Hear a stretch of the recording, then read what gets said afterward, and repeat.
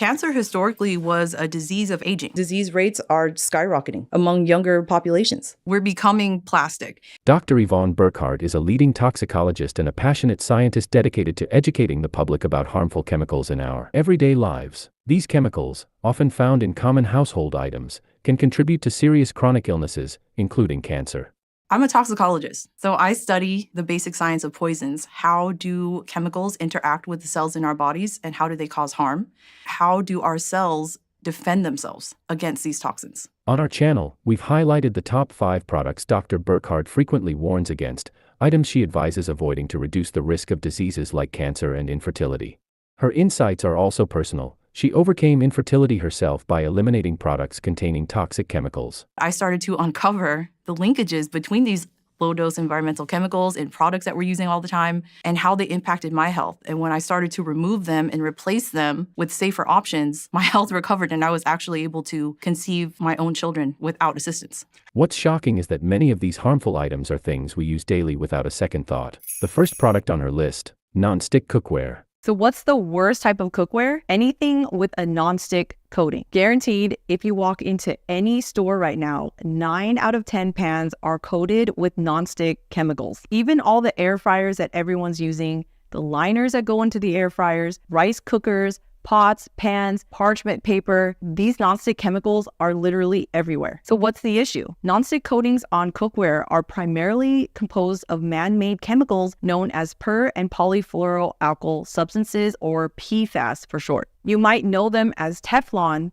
which are just one type of chemical within this group. These chemicals are so widespread in consumer products and are extremely persistent in the environment. As such, we're exposed continuously, and there are PFAS in all of our bodies. And it is believed that because it is so chemically stable that it wouldn't come off the pan into your food. But that's not true. There's evidence showing that there is transfer from the cookware in normal cooking conditions into food. Not only that, when you heat that pan high enough, it will vaporize and get into the air. And if you inhale it, you run the risk of experiencing what's known as Teflon flu. If you've ever had a nonstick piece of cookware, it scratches very easily. And some of these scratches are microscopic and invisible to the naked eye. Studies have found that a surface scratch can release 9,000 particles from that nonstick coating into your food. And if it's a crack, that number jumps up to 2.3 billion particles that are transferred into your food. What happens to our bodies after prolonged exposure to these particles? Well, PFAS are linked with several types of cancers, kidney and testicular cancer, thyroid disorders. Thyroid problems are so common these days, but they're not normal. Then we have increased risk of miscarriage, preterm labor, preterm birth, preeclampsia, which is high blood pressure during pregnancy. That could be deadly. You also have increased obesity that's linked with PFAS chemicals. And PFAS also contribute to an increase in endometriosis and PCOS. People who have endometriosis and PCOS, they have found to have higher levels of PFAS in their bodies. And PFAS are found in everybody. No one's exempt. Everyone has PFAS in our bodies. What's a better option than the conventional nonstick plastic cookware? Cast iron, stainless steel, glass cookware, ceramic cookware. The next category of products to minimize using is beauty products, particularly those containing harmful ingredients like fragrances, parabens, and benzene.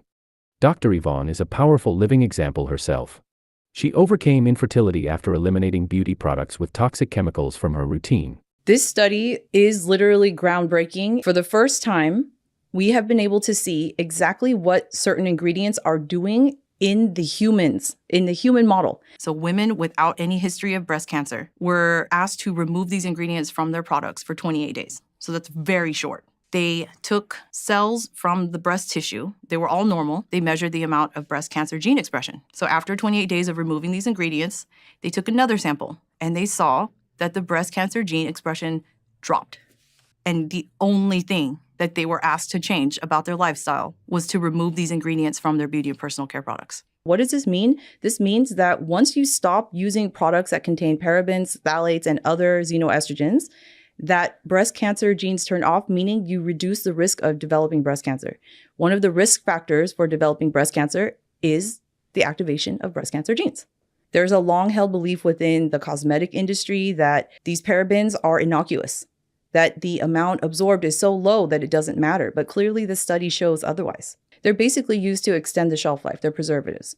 They don't need to be used. There are plenty of other safer alternative preservatives out there.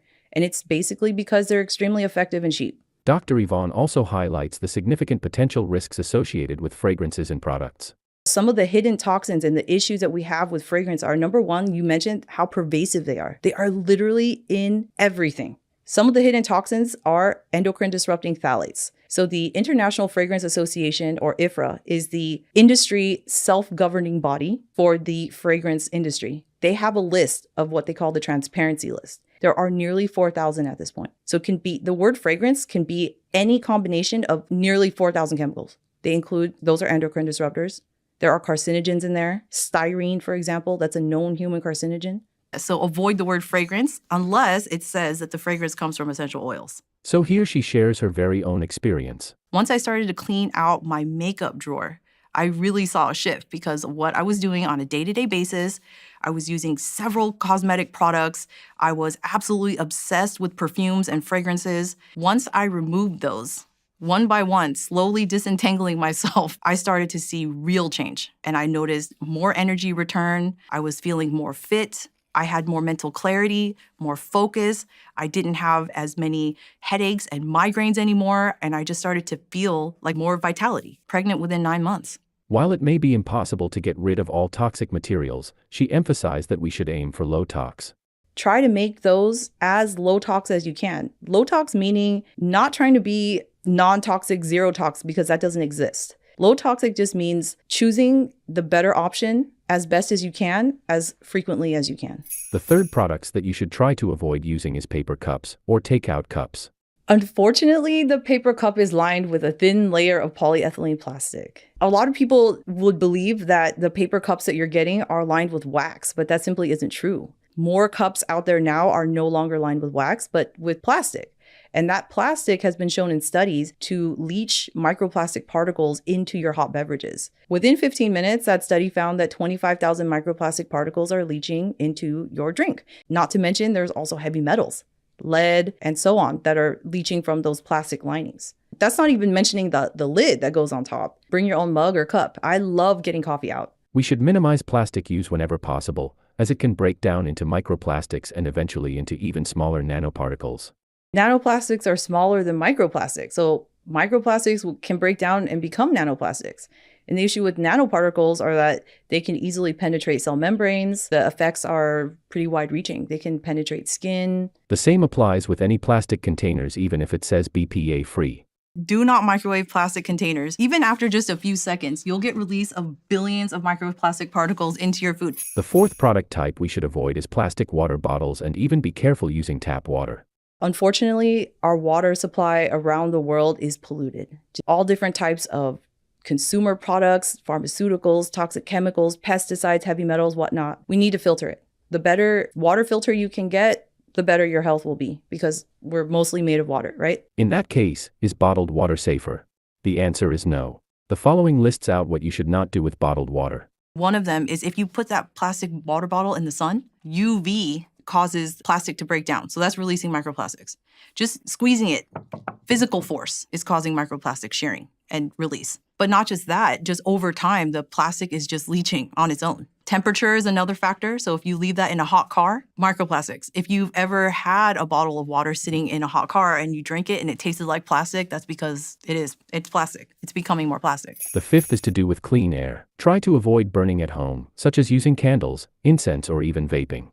Quality of our air is massively important for our health. If you are cooking, turn on the vent fan. Make sure it's venting outside. Open your windows. If you don't have a vent fan, take a fan and blow those fumes out an open window. And also don't burn your food, because it's basically about the particulates that are coming out from smoke. We don't want to burn things unnecessarily. For example, burning candles. A lot of people burn their candles and they don't open their windows. There are 5 main reasons why I would not burn a conventional candle. Number 1 is that when you light those candles, they liberate carcinogens like benzene, toluene, and formaldehyde. But not only that, ultrafine particles. Ultrafine particles are some of the most hazardous substances. So ultrafine particles are tiny particles, less than 0.1 microns in diameter, 100 nanometers, invisible to the human eye. As soon as you inhale them, they'll go into your brain. They also have the ability to go as far down into the lung as one can go. If an ultrafine particle can get that down, far down into your lungs, it's guaranteed into your bloodstream.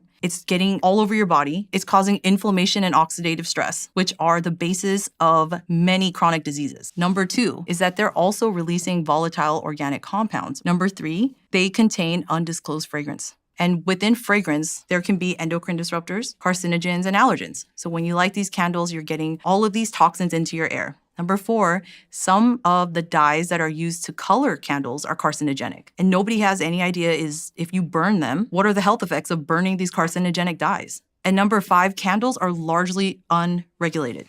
So they're just trapping in a lot of these toxins that we're creating that don't need to be there.